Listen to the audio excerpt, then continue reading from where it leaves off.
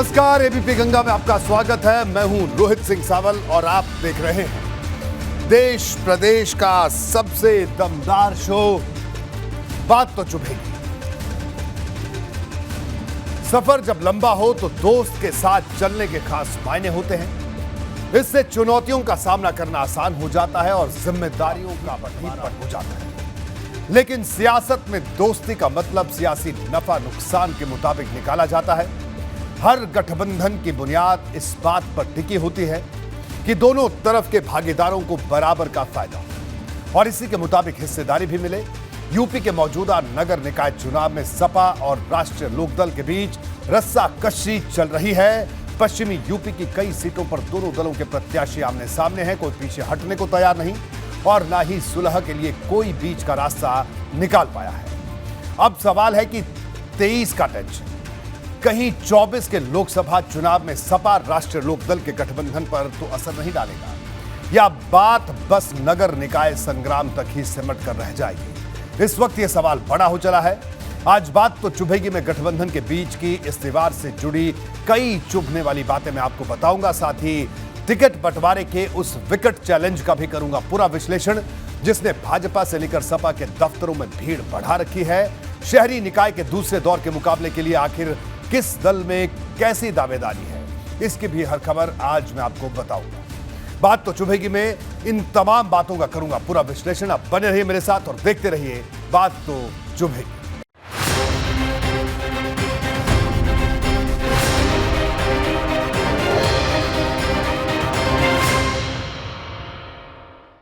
लखनऊ के समाजवादी पार्टी के दफ्तर में आज मेला लग रहा है। अखिलेश यहां टिकट बंटवारे के मंथन के लिए पहुंचे थे। दूसरे दौर के चुनाव के लिए यह काम जल्द पूरा करना है, इसलिए पार्टी ने पूरा जोर लगा दिया है। लेकिन जितना जोर सपा लगा रही है उतना ही टिकट चाहने वाले नेता भी लगा रहे हैं। हालात एक अनार 100 बीमार वाली है। भाजपा के खेमे में भी यही आलम है। टिकट के हर दावेदार को खुश करना आसान नहीं, लेकिन फिर भी इसकी पूरी कोशिश की जा रही है कि बागी उम्मीदवारों की लिस्ट लंबी ना हो पाए। एक तरफ हर खेमे में बगावत का बिगुल बज रहा है तो दूसरी तरफ सपा राष्ट्रीय लोकदल के गठबंधन में भी गांठ पड़ती नजर आ रही है।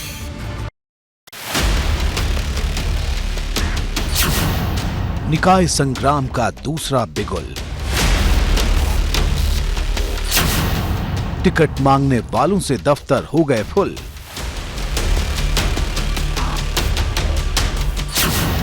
टिकट बंटवारे का विकट चैलेंज।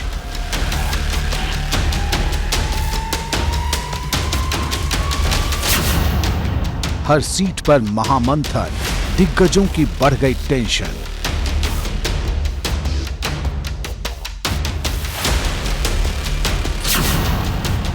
महाविजय की महागर्जना।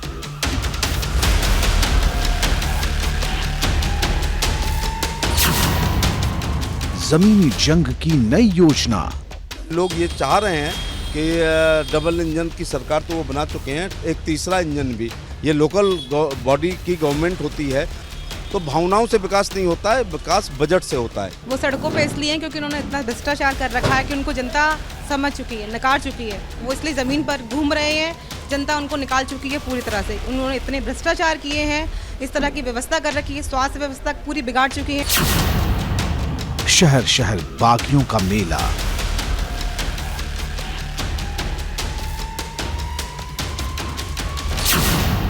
दोस्तों के बीच नई दीवार।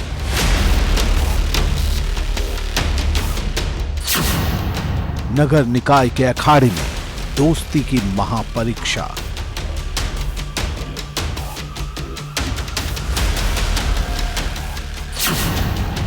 चौबीस के गठबंधन पर 23 वाली टेंशन।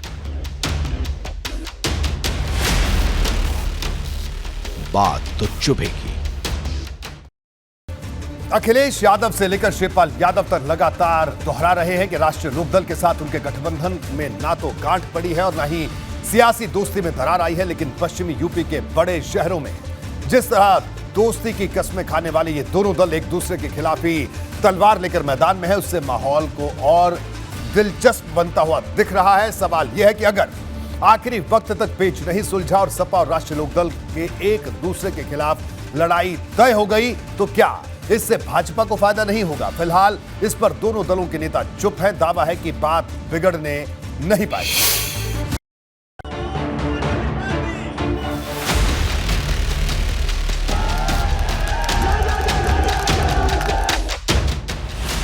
एक साल बाद लोकसभा का चुनाव है, लेकिन निकाय चुनाव में बनते और बिगड़ते समीकरण पश्चिमी यूपी की सियासत में तपिश पैदा कर रहे हैं, क्योंकि बाबा साहेब अंबेडकर की जयंती पर एकजुटता का संदेश देने वाले अखिलेश और जयंत के बीच सीट बंटवारे की दीवार खड़ी हो गई है। पश्चिमी यूपी में कई ऐसी सीटें हैं जहां सपा और रालोद के बीच वर्चस्व की तलवार खिंची है। दोनों ही दल एक दूसरे के खिलाफ लामबंद हैं। न तो कोई झुकने के लिए तैयार है और न ही कोई मानने को। ये बात साफ हो चुकी है कि सपा और रालोद के बीच कई सीटों पर मुकाबला होगा। मेरठ की मवाना नगर पालिका में भी इस वक्त तकरार चल रही है। इस सीट पर दोनों ही दलों के प्रत्याशी मैदान में हैं। शामली की कांधला नगर पालिका सीट पर भी दोनों के बीच टक्कर है।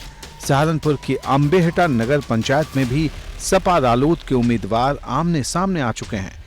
कहा जा सकता है कि भाजपा की घेराबंदी के संकल्प को लेकर निकाय चुनाव के मैदान में उतरा गठबंधन रास्ता भटककर अब आपस में ही उलझ गया है। गठबंधन के इस आपसी जंग के बाद सवाल उठ रहे हैं कि जयंत चौधरी और अखिलेश यादव के सिपाही कब तक ऐसे ही उलझते रहेंगे। देखिए, स्थानीय निकायों के चुनाव, विधानसभा के चुनाव और संसद के चुनाव तीनों अपने स्तर पर अलग अलग तरीके से होते हैं। ये सही है कि हमने गठबंधन असेंबली चुनाव में किया। आज भी उस भावना के हम लोग हैं कि गठबंधन है, और मुझे आशा है कि गठबंधन मजबूती से 24 की संसद का चुनाव इकट्ठा होकर लड़ेगा। बड़ा उत्तर प्रदेश है और कई जगह ऐसा होता, कन्फ्यूजन भी होते हैं और लोकल स्थानीय लोग भी कई ऊपर तक कई गलत मैसेज देते हैं। इस कारण से भी ऐसा हो सकता है। मुझे आशा है कल परसों तक सारी चीज़ें रिजोल्व हो जाएंगी।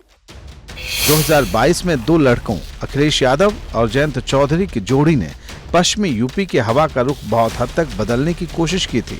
इस बदलाव से ये संकेत मिलने लगे कि ये मजबूत गठबंधन अब पश्चिम की सियासी हवा को पूरी तरह से बदलने के मिशन में जुटेगा। लेकिन 2 साल के भीतर ही गठबंधन की मजबूत दीवार में दरारें नजर आने लगी हैं।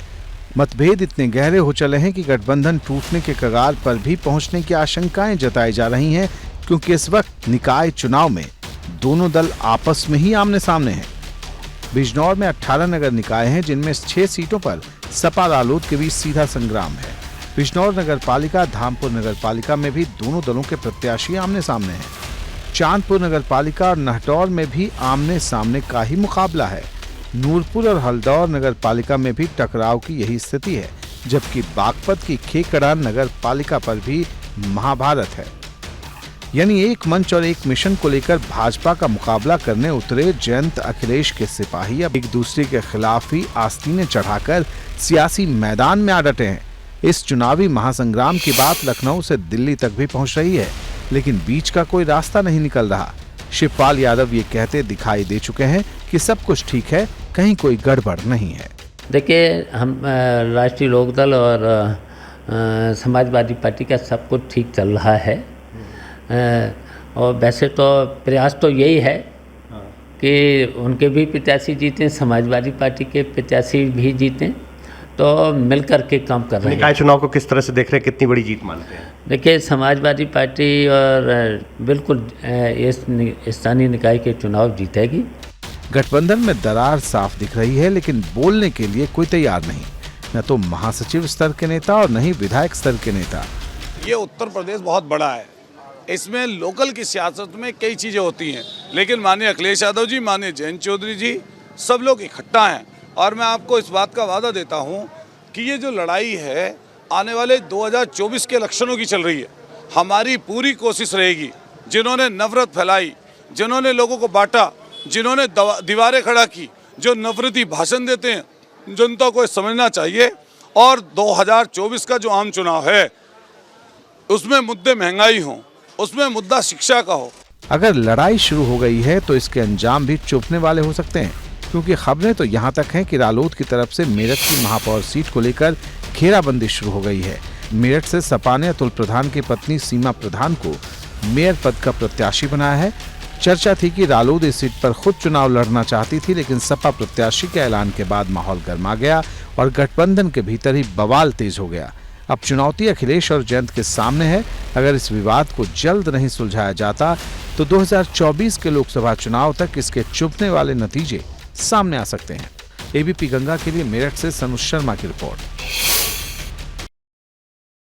हर चुनाव का रंग अलग होता है, हर चुनाव की जरूरत अलग होती है, समीकरण भी अलग होते हैं, लेकिन फॉर्मूला बदलता रहता है। इस वक्त समाजवादी पार्टी नए प्रयोग में जुटी है। रामपुर के स्वार में हिंदू उम्मीदवार उतारकर उसने पहले ही ट्रेलर दिखा दिया है। आज अखिलेश यादव ने पार्टी नेताओं के साथ लखनऊ के सपा दफ्तर में लंबा मंथन किया।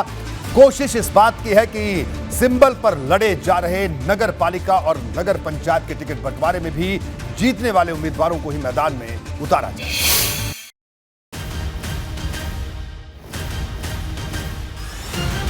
अखिलेश यादव विधानसभा चुनाव में हार का बदला लेने के लिए पूरी तरह से तैयार है। निकाय चुनाव में एक एक सीट पर चुन चुन कर प्रत्याशी उतारे गए। कई घंटों के मंथन के बाद नामों पर फाइनल मुहर लगी और जो तस्वीर सामने आई उसने अखिलेश की नई रणनीति को भी सामने रख दिया। दरअसल सपा अब MY के साथ साथ दूसरे वर्गों को भी साधने की दिशा में कदम बढ़ा चुकी है, क्योंकि महापौर पद पर उसने मुस्लिमों के अलावा ब्राह्मण प्रत्याशियों पर सबसे ज्यादा दांव लगाया है। अखिलेश यादव ने दो दलित और कायस्थ प्रत्याशी उतारकर राजनीति की अपनी शतरंजी चालों का भी आभास करा दिया है। वहीं यादव प्रत्याशी न उतारने के आरोप लगने पर गाजियाबाद में नीलम गर्ग की जगह पूनम यादव को अपना प्रत्याशी घोषित कर दिया। काशी दुनिया की प्राचीन नगरी है और इस देश से प्रधानमंत्री का चयन हुआ है 2 बार, लेकिन जो काशी की विकास होनी चाहिए, जो काशी की गरिमा के अनुरूप उसका सम्मान होना चाहिए, वो नहीं हुआ। और 95 से नगर निगम पर कब्जा है भारतीय जनता पार्टी के। जितने मेयर हुए भारतीय जनता पार्टी के हुए, लेकिन मैं दावे के साथ कह सकता हूं कि यहाँ की समस्या जस के तस बरकरार है।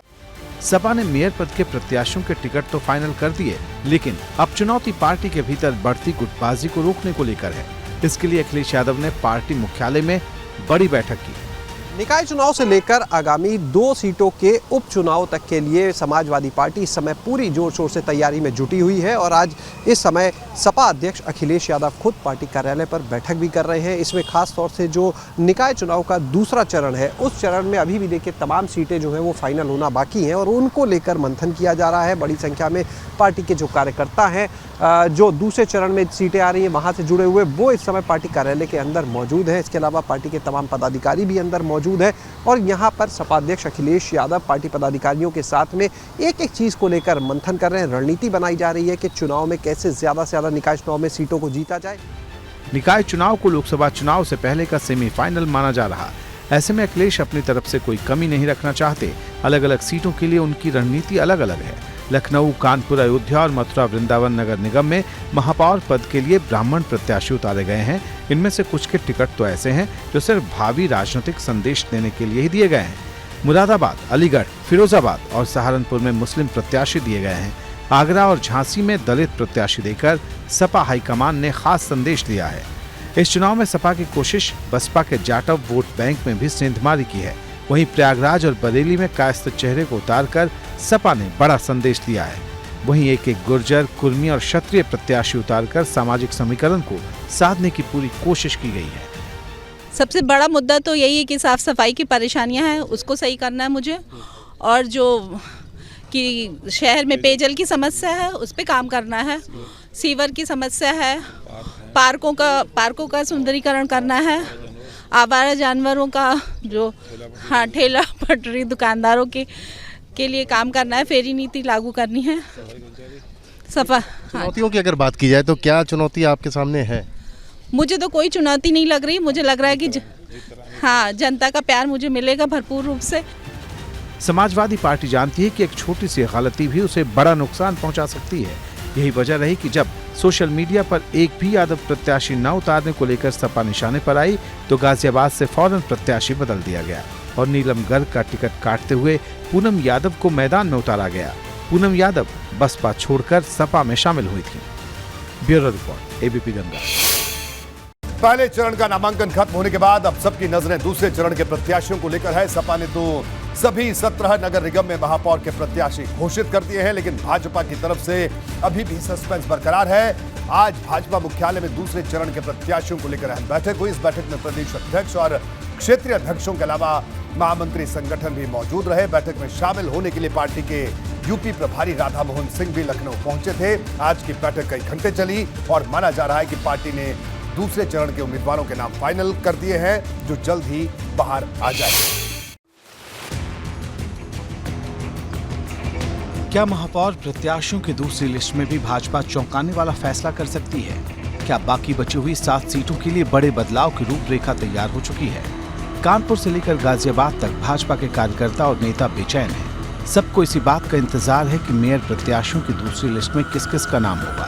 भाजपा के मौजूदा मेयर इस बात से परेशान हैं क्योंकि अंदेशा है कि उनका टिकट कट सकता है, क्योंकि इससे पहले जब भाजपा ने पहले चरण के प्रत्याशियों की लिस्ट जारी की थी तो 10 में से 9 सीट पर मेयर का टिकट काट दिया गया था। अब उसी तर्ज पर दूसरे चरण की तैयारियां हो रही हैं। लखनऊ में पार्टी दफ्तर पर दिन भर बैठक चली। सीएम आवास पर होने वाली कोर कमेटी की बैठक से पहले इसके खास मायने रहे। बड़ी संख्या में टिकट की चाह रखने वाले नेता पार्टी मुख्यालय के बाहर डेरा जमाए थे।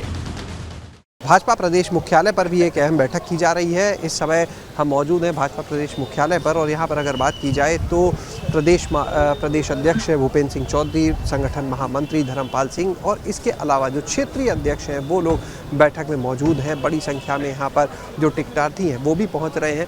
तो आप देख सकते हैं इस समय भाजपा कार्यालय का नज़ारा कि किस तरह से बड़ी संख्या में यहाँ पर जो पार्टी के लोग हैं उनके पहुँचने का सिलसिला जारी है। सभी को इंतज़ार है कि बैठक खत्म हो, जिसके बाद वो अपने प्रदेश अध्यक्ष से मुलाकात कर पाए। शनिवार को पार्टी के प्रदेश अध्यक्ष भूपेंद्र चौधरी और संगठन महामंत्री धर्मपाल सिंह दिल्ली पहुंचेंगे। माना जा रहा है कि शनिवार देर शाम तक प्रत्याशियों के नाम पर मुहर लग जाएगी। दूसरे चरण में अयोध्या, मेरठ समेत 7 सीटों पर महापौर के चुनाव होने हैं। इसके अलावा 95 नगर पालिका परिषद और 268 नगर पंचायत में भी चुनाव होने हैं। निकाय चुनाव को लेकर भाजपा जल्द ही प्रचार अभियान भी शुरू करने वाली है। मतदाताओं तक पहुंचने के लिए घर घर दस्तक देने के साथ ही चुनावी जनसभाएं भी शुरू होंगी। सभी नगर निगम और बड़ी नगर पालिकाओं में खुद सीएम योगी की मौजूदगी दिखेगी।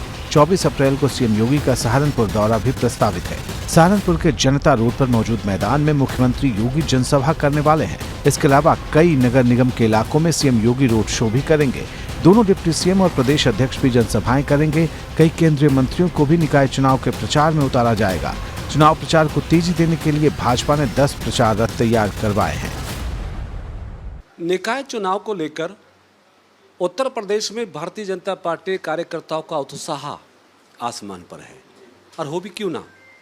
6 साल की उत्तर प्रदेश में योगी जी की सरकार और 9 साल की मोदी जी की सरकार ने जो काम किए हैं, प्रदेश की जनता उन कामों से बहुत प्रभावित है, लाभार्थी बहुत प्रभावित हैं। उत्तर प्रदेश में कानून व्यवस्था को लेकर प्रदेश की जनता में खासा उत्साह है। एक तरफ चुनाव की तैयारी है तो दूसरी तरफ बागी नेताओं को मनाने की चुनौती। आगरा में भी भाजपा से कई बागी मैदान में उतर आए हैं, जिनमें से कुछ को मना लिया गया तो कुछ अभी भी मैदान में डटे हैं। भारतीय जनता पार्टी ने 100 के 100 वार्डों पर अपना प्रत्याशी उतारा, और ऐसा भी नहीं कि हमारे पास नॉमिनेशन सिंगल किसी एक ने अप्लाई किया है। हमें बहुत सारी स्क्रीनिंग कमेटी में मेहनत करनी पड़ी है। जो हमारे सी ग्रेड के थे वहाँ भी 8-8, 10-10 लोगों ने जो है भारतीय जनता पार्टी से चुनाव लड़ने की इच्छा जाहिर की। इसका मतलब है कि जो मोदी जी दुनिया के सर्वाधिक लोकप्रिय नेता हैं, तो केंद्र सरकार की योजनाओं के कारण भाजपा घर घर पहुंच गई है। क्योंकि उन्होंने आवास दिया, आवास में शौचालय दिया, फिर उसमें 5 किलो गेहूं चावल दिया, फिर उसमें गैस का सिलेंडर दिया। कहीं बागियों को मना लिया जा रहा है तो कहीं बागियों से निपटने की तैयारी है। सीतापुर में पार्टी ने तय किया कि अब बागियों को मनाया नहीं जाएगा, बल्कि उन्हें खुलकर चुनौती दी जाएगी। देखिए, वो चुनौतियाँ लगभग हर पार्टी में ही है, और बातचीत करके हम लोग उनसे प्रयास भी कर रहे हैं। अब जहाँ तक सफल हुए हैं वहाँ तो, लेकिन इसके अलावा भी अब जो बचे हैं, अब उनसे भी बातचीत चल रही है, और इन कठिन परिस्थितियों में भी हम लोग पूरी तरीके से लड़ेंगे। भाजपा ने निकाय चुनाव में 100% जीत का लक्ष्य तय किया है। ऐसे में अगर पार्टी के ही बागी खेल बिगाड़ने पर उतर आए तो भाजपा के लिए मुश्किलें खड़ी हो सकती हैं। Bureau report, ABP Ganga. बात बसपा की, जिसके लिए निकाय चुनाव किसी अग्नि परीक्षा से कम नहीं। यही वजह है कि लोकसभा चुनाव से पहले होने वाले इस निकाय चुनाव में मायावती अपनी पूरी ताकत लगाती दिखाई दे रही हैं। मायावती ने निकाय चुनाव में ऐसी रणनीति तैयार की है जो बीते विधानसभा चुनाव से बिल्कुल अलग है। बसपा का पूरा फोकस मुस्लिम वोट बैंक को लेकर है। मायावती को यह एहसास हो चुका है कि विधानसभा चुनाव में मुस्लिम वोटरों को नजरअंदाज करना उनकी पार्टी को भारी पड़ गया और अब लोकसभा चुनाव से पहले वो अपने पुराने समीकरण को फिर से दुरुस्त करना चाहती है।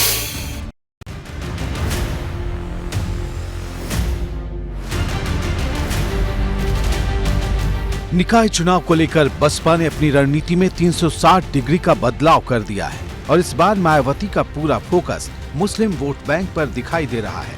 दरअसल पिछले साल हुए विधानसभा चुनाव के नतीजे जब सामने आए तो मुस्लिम वोट बैंक पूरी तरह से समाजवादी पार्टी की तरफ खिसका हुआ दिखाई पड़ा। नतीजा ये रहा कि बहुजन समाज पार्टी सिर्फ एक सीट पर सिमट गई, लेकिन अब मायावती उस गलती को दोहराना नहीं चाहती। यही वजह है कि लोकसभा चुनाव से पहले बसपा मुस्लिम कैंडिडेट के भरोसे एक बार फिर मुस्लिम वोट बैंक को अपने साथ अपने पाले में लाने में जुट गई है। बहुजन समाज पार्टी 2024 के लोकसभा चुनाव से पहले अपनी खोई जमीन वापस पाने में जुटी है और इसीलिए बहुजन समाज पार्टी इस बार के इस निकाय चुनाव में बदली हुई रणनीति के साथ चुनाव मैदान में है। दरअसल बहुजन समाज पार्टी की कोशिश है कि कैसे मुस्लिम वोट बैंक को अपने साथ अपने पाले में लाया जाए और इसीलिए ये जो निकाय के चुनाव हो रहे हैं इनमें जो 17 नगर निगम हैं उनमें पहले चरण में बहुजन समाज पार्टी ने 10 में से 6 यानी 60% जो है वो मुस्लिम कैंडिडेट मेयर पद पर उतारे हैं। निकाय चुनाव के पहले चरण की वोटिंग 4 मई को होगी। इसके लिए नामांकन की प्रक्रिया पूरी हो चुकी है और बसपा के प्रत्याशियों को देखकर ये साफ समझ में आता है कि मायावती ने इस बार पूरी ताकत मुस्लिम वोट बैंक पर लगाई है। पहले चरण में 10 नगर निगम के लिए चुनाव होने हैं। 10 में से 6 सीट ऐसी है जहां बसपा ने महापौर के लिए मुस्लिम प्रत्याशी को मैदान में उतारा है। बसपा ने ये साफ संदेश दिया है कि मुसलमानों के सबसे ज्यादा हितैषी मायावती ही हैं। बहुजन समाज पार्टी को ये पता है कि अगर मुस्लिम वोट बैंक उसके साथ आ गया तो ना केवल निकाय चुनाव में बल्कि जब लोकसभा के चुनाव होंगे तब भी उसे फायदा होगा, उसकी सीटें बढ़ेंगी। क्योंकि 2022 में जब मुस्लिम वोट बैंक बसपा से खिसककर समाजवादी पार्टी के साथ गया तो बहुजन समाज पार्टी केवल एक सीट पर सिमट कर रह गई और इसीलिए अब बसपा ने अपनी रणनीति में बदलाव किया है। बसपा की कोशिश एक तीर से 2 निशाने लगाने की है। जहां पहली कोशिश हाथी के पांव को मजबूत करने की है तो दूसरी तरफ सपा के खिलाफ बड़ा दांव चला गया है। कई सीटें ऐसी हैं जहां बसपा अगर खुद भी नहीं जीतती तो सपा का खेल जरूर खराब कर सकती है। बसपा ने अब तक 8 सीटों पर मुस्लिम प्रत्याशी के नाम का ऐलान किया है। बसपा ने फिरोजाबाद में रुखसाना बेगम को महापौर प्रत्याशी बनाया है। इसी तरह सहारनपुर में खादिजा मसूद और लखनऊ से शाहीन बानो को टिकट दिया है। प्रयागराज से सईद अहमद और मुरादाबाद से मोहम्मद यामीन प्रत्याशी बनाए गए हैं। मथुरा वृंदावन सीट से राजा मोहतसिम अहमद को मेयर प्रत्याशी बनाया गया तो मेरठ में हसरत मलिक को बसपा ने महापौर का टिकट दिया है, जबकि अलीगढ़ से सलमान सईद को उम्मीदवार बनाया गया है। माना जा रहा है कि गाजियाबाद और बरेली में भी बसपा मुस्लिम प्रत्याशी ही घोषित करेगी, यानी महापौर की 17 सीटों में बसपा की तरफ से अधिकतर मुस्लिम प्रत्याशी ही मैदान में नजर आएंगे। क्योंकि आंकड़ों के हिसाब से देखें तो बसपा 17 में से 10 सीट पर मुस्लिम प्रत्याशी उतार सकती है, जिससे सपा की चुनौती बढ़नी तय है। नहीं, जिस प्रकार से बहन जी ने ये कोशिश करी है, देखिए अभी 2022 के में भी अगर आप विधानसभा चुनाव में देख लें, मुस्लिम संविधाओं ने ये समझ लिया है कि बहन जी को जो लड़ाई लड़नी चाहिए संविधान बचाने के लिए, कमोवेश वो वहां नहीं काम कर पा रही है और पूरा का पूरा वोट एक तरफा समाजवादी पार्टी की तरफ आ रहा है। हमें उम्मीद है कि आगे अगले नए निकाय चुनाव में भी लगभग स्थिति यही होगी। अब समाजवादी पार्टी हो या बहुजन समाज पार्टी, ये बार बार कोशिश कर रहे हैं उसमें अलग अलग तरह का पिन कोड डालने का, लेकिन हर बार जनता इस कार्ड के पिन को रिजेक्ट कर दे रही है।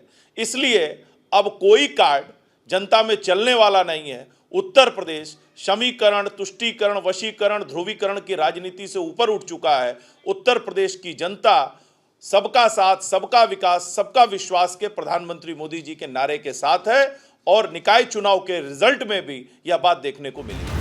बहुजन समाज पार्टी की रणनीति कहीं न कहीं समाजवादी पार्टी के लिए इस चुनाव में कई मुश्किलों का सबब बनने की है, क्योंकि समाजवादी पार्टी 2022 के विधानसभा चुनाव में मुस्लिम वोट बैंक के सहारे ही 111 सीटों तक पहुंची थी और इस बार 17 नगर निगम में समाजवादी पार्टी को अगर देखा जाए तो केवल 2 सीटों पर ही मुस्लिम उम्मीदवार पार्टी ने उतारे हैं। मेरठ से मुस्लिम बाहुल्य सीट पर भी सपा ने इस बार मुस्लिम कैंडिडेट न देकर गुर्जर समाज को टिकट दिया है। जाहिर सी बात है कि बसपा वोटरों के बीच सपा के इस संदेश को लेकर जाएगी और ऐसे में चुनाव में समाजवादी पार्टी का नुकसान हो सकता है।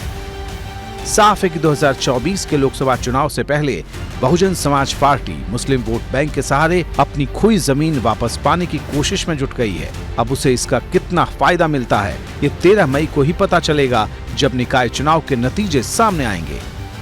एबीपी गंगा के लिए लखनऊ से अनुभव शुक्ला की रिपोर्ट। रामपुर की स्वार विधानसभा सीट की, जहां उपचुनाव की लड़ाई को सपा के फैसले ने बेहद रोमांचक बना दिया है। दरअसल 60% मुस्लिम आबादी वाली सीट पर सपा ने हिंदू प्रत्याशी उतारा है, तो वहीं भाजपा गठबंधन ने पसमानदा प्लान चला है। समाजवादी पार्टी ने जैसे ही सीट पर हिंदू प्रत्याशी के नाम का ऐलान किया तो पार्टी के भीतर से ही बगावत शुरू हो गई। कई मौकों पर नाराजगी जाहिर कर चुके मशकूर अहमद मुन्ना ने एक बार फिर पार्टी की नीतियों पर चुभने वाले सवाल उठाए।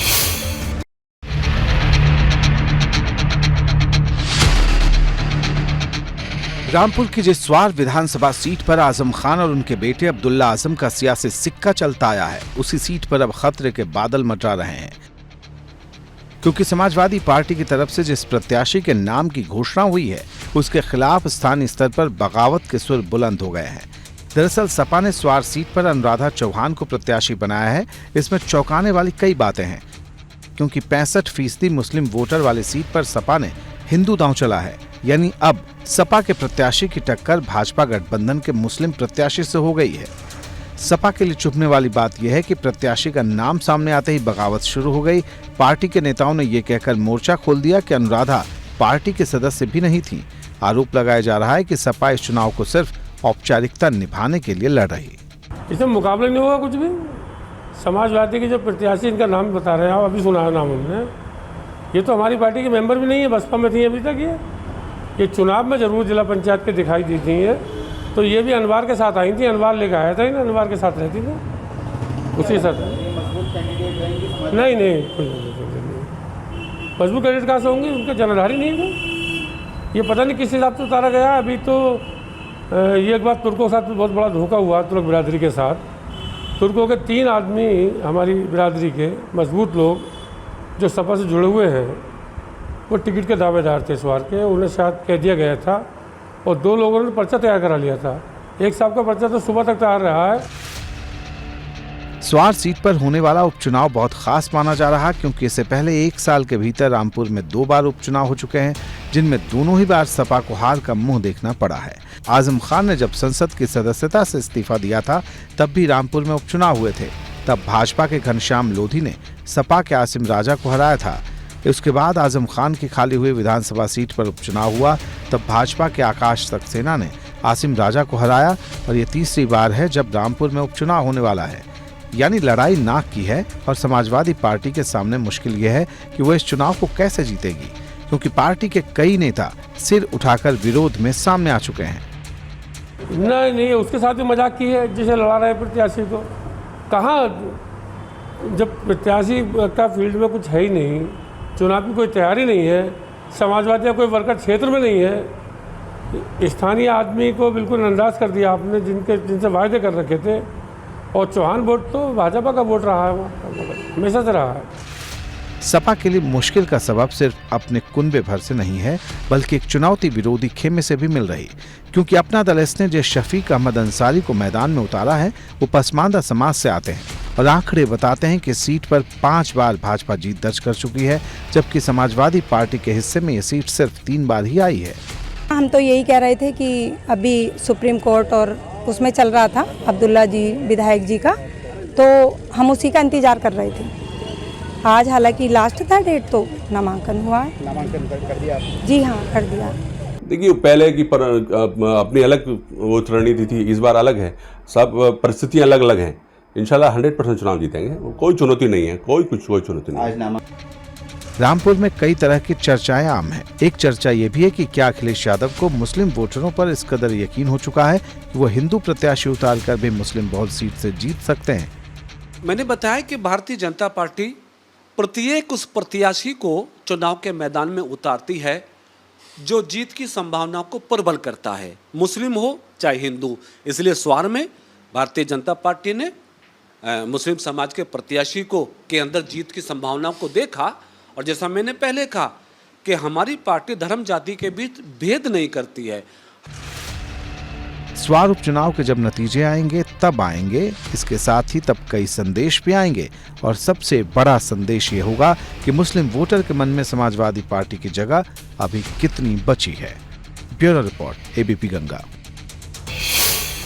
अतीक अहमद को लेकर हर रोज नए खुलासे हो रहे हैं। इस बार अतीक के करीबी रहे मोहम्मद मुस्लिम ने कई चुभने वाले राज बेपर्दा किए हैं। मोहम्मद मुस्लिम ने पुलिस को कई ऐसे बिल्डर्स के नाम बताए जिनके जरिए अतीक ब्लैक मनी को वाइट करता था। मोहम्मद मुस्लिम ने पूछताछ में बताया कि अतीक ने काली कमाई से ही अरबों का साम्राज्य खड़ा कर दिया। दावा है कि अतीक बाहुबल के दम पर जमीनों की रजिस्ट्री बेहद कम दामों में करवा लेता था। अतीक की कितनी बेनामी संपत्ति है ये धीरे धीरे सामने आने लगी है।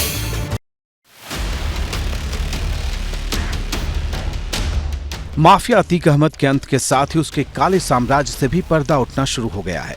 उन चेहरों से भी नकाब उठ रहा है जो माफिया के मददगार थे, जिनके साथ मिलकर माफिया अपनी काली कमाई को सफेद कर रहा था।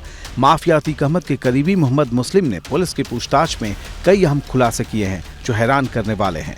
इसके मुताबिक अतीक अहमद ने साबरमती जेल में रहने के दौरान 5 राज्यों में अपने कारोबार को फैलाया था। अतीक अहमद ने रियल एस्टेट सेक्टर में काफी पैसा इन्वेस्ट किया। 5 राज्यों में अतीक अहमद ने 1500 करोड़ का कारोबार फैलाया। ये सब कुछ उसने जेल में बंद रियल एस्टेट कारोबारी जीतू और केतन की मदद से किया। अतीक अहमद ने गुजरात, राजस्थान, मध्य प्रदेश, दिल्ली और मुंबई में कई संपत्तियां खरीदी। बताया जा रहा है कि अतीक ने कारोबारी नजीर बोरा और उसके बेटे अली रजा के साथ भी कारोबार में पैसा लगाया था। कहा जा रहा है कि जब यूपी पुलिस और प्रयागराज प्रशासन ने अतीक अहमद के अवैध साम्राज्य पर शिकंजा कसना शुरू किया तो अतीक अहमद ने यूपी के बाहर अपराध की कमाई से आर्थिक साम्राज्य की बुनियाद रखनी शुरू कर दी। मोहम्मद मुस्लिम के खिलाफ पिछले 16 सालों में 16 मुकदमे दर्ज हुए हैं। इनमें से 15 प्रयागराज और 1 केस लखनऊ में दर्ज हुआ है। ये हाल तब है जब अतीक अहमद के रसूख के चलते कोई भी शख्स मुस्लिम के खिलाफ मुकदमा दर्ज कराने की हिम्मत नहीं जुटा पाता था। बहरहाल बिल्डर मुस्लिम अब जांच एजेंसियों की गिरफ्त में है और उस पर कानूनी शिकंजा कभी भी कसा जा सकता है। एसटीएफ और प्रयागराज पुलिस को राजस्थान में अतीक के करोड़ों के निवेश के सबूत मिले हैं। माउंट आबू में होटल मालिक बॉबी भाई के साथ अतीक कारोबार कर रहा था। इसके अलावा अजमेर में एक होटल में भी अतीक की पार्टनरशिप के सबूत पुलिस को मिले हैं। मतलब अतीक के काले साम्राज्य की जांच का दायरा बढ़ गया है। इस बीच पुलिस ने अतीक अहमद के करीबी बिल्डरों की कुंडली खंगालनी शुरू कर दी है। अतीक के करीबी मोहम्मद मुस्लिम से पूछताछ में कई बिल्डर के नाम सामने आए हैं।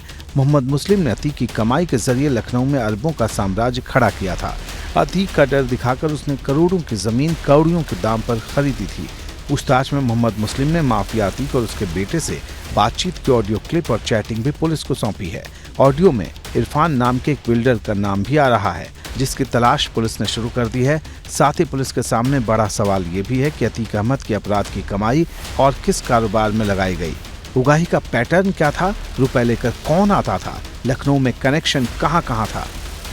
मोहम्मद मुस्लिम को अतीक अहमद का फाइनेंसर कहा जाता है। माना यह जाता है कि उसके तमाम प्रोजेक्ट्स अतीक अहमद की बेनामी संपत्ति हैं। वो अतीक अहमद की ब्लैक मनी को वाइट करने का काम करता था। मोहम्मद मुस्लिम का कारोबार प्रयागराज से लेकर लखनऊ और नोएडा से लेकर दिल्ली तक फैला हुआ है।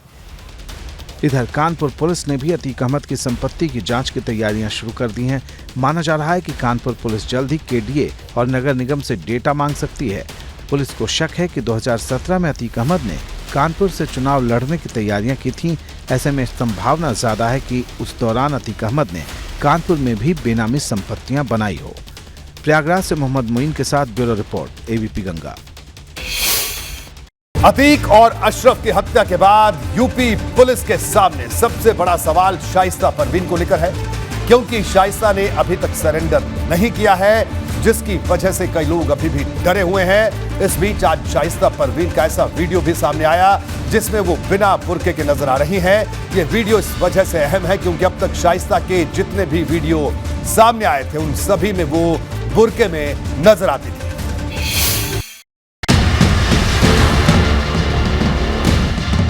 गले में फूलों की माला, दुल्हन के करीब बैठी ये महिला माफिया अतीक अहमद की पत्नी शाइस्ता परवीन है। वही शाइस्ता परवीन जो उमेश पाल हत्याकांड में आरोपी है और हत्याकांड के बाद से ही फरार है। 50,000 रुपए का इनाम घोषित है, जिसे अतीक गैंग की गॉड मदर तक कहा जा रहा है और पुलिस तमाम कोशिशों के बाद भी अब तक शाइस्ता को गिरफ्तार नहीं कर पाई है। शाइस्ता परवीन का ये वीडियो पुराना बताया जाता है। बताया जा रहा है कि वीडियो उमेश पाल हत्याकांड के पहले का है, लेकिन जांच के लिहाज से ये बेहद अहम माना जा रहा है क्योंकि इससे पहले जितनी भी तस्वीरें और वीडियो सामने आए हैं हर एक में शाइस्ता परवीन बुर्के में दिखी हैं, लेकिन इस वीडियो में शाइस्ता परवीन ने बुर्का नहीं पहन रखा है। माना जा रहा है कि वीडियो सामने आने के बाद शाइस्ता परवीन की गिरफ्तारी में पुलिस को आसानी होगी। इस बीच शाइस्ता परवीन को लेकर एक और अहम खबर सामने आई है। खबर है कि शाइस्ता परवीन जल्द ही अदालत में सरेंडर कर सकती हैं। सूत्रों के मुताबिक आने वाले 1 या 2 दिन में शाइस्ता परवीन की ओर से सीजेएम अदालत में सरेंडर अर्जी दाखिल की जा सकती है। ये भी मुमकिन है कि शाइस्ता किसी दूसरे केस में कोर्ट में हाजिर हो जाए क्योंकि उमेश पाल हत्याकांड के अलावा भी शाइस्ता परवीन पर मामले दर्ज हैं। प्रयागराज में शाइस्ता पर 4 केस दर्ज हैं, इनमें से 3 केस धोखाधड़ी के हैं जबकि 1 मर्डर का केस है। सूत्र बता रहे हैं कि शाइस्ता परवीन के वकील सभी पहलुओं पर विचार कर रहे हैं। सोमवार को शाइस्ता के वकील हाईकोर्ट में अग्रिम जमानत की अर्जी भी दाखिल कर सकते हैं। शाइस्ता के सरेंडर की खबरों पर पुलिस अलर्ट है। कोर्ट परिसर में पुलिस ने चौकसी बढ़ा दी है। इधर माफिया अतीक अहमद की बहन आयशा नूरी के सरेंडर पर भी सस्पेंस बढ़ गया है। आयशा नूरी के सरेंडर की अर्जी पर कोर्ट ने प्रयागराज पुलिस से जवाब मांगा था, लेकिन पुलिस ने अपनी रिपोर्ट दाखिल ही नहीं की। नतीजा अब कोर्ट 24 अप्रैल को दोबारा सुनवाई करेगी। मतलब साफ है कि आयशा नूरी और शाइस्ता परवीन के सरेंडर पर स्थिति पूरी तरह साफ नहीं है और नहीं दोनों के बारे में पुलिस को अब तक कोई सुराग ही मिला है, जिससे उमेश पाल के परिवार का डर बढ़ता जा रहा है। उमेश पाल की पत्नी जयापाल का दावा है कि जब तक शाइस्ता परवीन और हत्याकांड में शामिल गुड्डू मुस्लिम, साबिर और अरमान की गिरफ्तारी नहीं होती तब तक आतंक खत्म नहीं होगा। नहीं, अभी अधूरा इंसाफ है। इंसाफ अभी पूरा जब होगा जब शाइस्ता सामने आएंगी, अपने आप को शूटर पकड़े जाएंगे तो इससे अपने आप को सरेंडर कर दें या फिर पकड़े जाएं तो कार्रवाई समझ में आती है कि ख़त्म होती है। शाइस्ता परवीन के बारे में हर रोज ये चर्चा होती है कि वो आज सरेंडर करने वाली है या फिर गिरफ्तार की जा चुकी है, लेकिन हर रोज ये बातें सिर्फ अफवाह साबित होकर रह जाती हैं। लेकिन बड़ा सवाल ये है कि आखिरकार शाइस्ता कहाँ है, वो पुलिस के सामने क्यों नहीं आ रही है और वो कब तक भागती फिरेगी। एक सवाल और है, क्या 5-5 लाख रुपए के इनामी शूटर गुड्डू मुस्लिम और साबिर उसके साथ ही फरार हैं? फिलहाल पुलिस अतीक अहमद के परिवार के करीबियों पर नजर बनाए हुए है। हर एक सुराग की तफ्तीश हो रही है। पुराने वीडियो और कॉल डिटेल भी खंगाली जा रही है। प्रयागराज से मोहम्मद मोइन के साथ ब्यूरो रिपोर्ट, एबीपी गंगा। शनिवार यानी कल से चारधाम यात्रा की औपचारिक शुरुआत होने जा रही है। शनिवार को गंगोत्री और यमुनोत्री धाम के कपाट खुलेंगे। आज सीएम पुष्कर सिंह धामी ने चारधाम यात्रियों के पहले जत्थे को हरी झंडी दिखाकर रवाना किया। इस बार चारधाम यात्रा को लेकर धामी सरकार ने बड़ा फैसला लिया है। सरकार ने चारधाम यात्रा में यात्रियों की संख्या सीमित करने की बाध्यता खत्म कर दी है। साथ ही श्रद्धालु ऑनलाइन और ऑफलाइन दोनों माध्यम से रजिस्ट्रेशन करवा सकेंगे।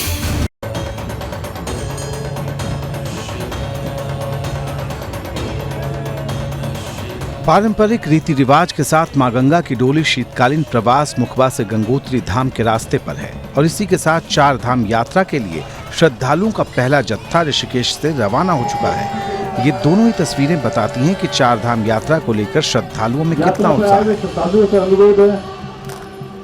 उत्तराखंड में चार धाम यात्रा की शुरुआत हो गई है और इस बस में ये तमाम श्रद्धालु हैं जो गंगोत्री, यमुनोत्री, केदारनाथ या फिर बद्रीनाथ के दर्शन करेंगे। सभी श्रद्धालुओं से बात करने की कोशिश करेंगे। कहाँ से आए हैं? गुजरात से, गुजरात वडोदरा से। कल यात्रा की शुरुआत हो गई है, कल धामों के कपाट खुलेंगे। कितना अच्छा लग रहा है? बहुत ही अच्छा लग रहा है हमको यहाँ पे, इतना उत्सुक है चार धाम जाने के लिए। आप बताइए। हम बड़ौदा से आए और अच्छी तरह से आए हैं और हम सब लोग यात्रा करके शुभ चिंतक है तुम्हारा कि हमें वापस आ जाए ऐसे सही सलामत। आप क्या कहेंगे? हम बड़ौदा से आए हैं। हम बहुत ही उत्सुक है कि हमें चार धाम की यात्रा का हमें भी आनंद मिले। सुबह औपचारिक रूप से 22 अप्रैल यानी शनिवार से चार धाम यात्रा की शुरुआत हो रही है। अक्षय तृतीया के पावन मौके पर शनिवार को गंगोत्री धाम और यमुनोत्री धाम के कपाट खुलेंगे। इससे पहले ही श्रद्धालु चार धाम यात्रा के पथ पर आगे बढ़ चले हैं। मुख्यमंत्री पुष्कर सिंह धामी ने खुद ऋषिकेश के ISBT से चार धाम यात्रा के लिए बसों को हरी झंडी दिखाकर रवाना किया। यात्रा प्रारंभ हो गई है।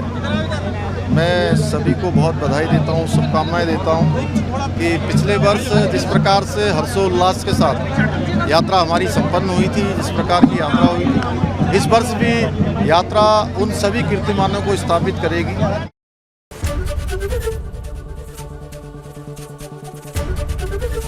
ABP गंगा, खबर आपकी, जुबान आपकी।